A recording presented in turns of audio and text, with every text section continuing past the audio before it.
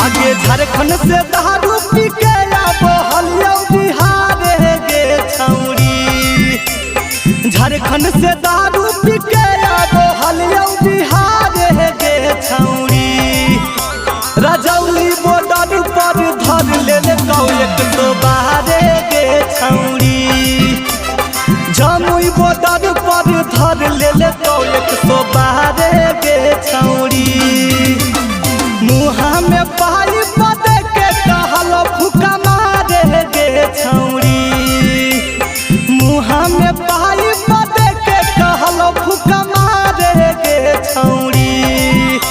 Rajauli border पर धर ले एक तो बाहर गे छौरी। जमुई बॉर्डर पर धर ले एक तो बाहर गे छौरी।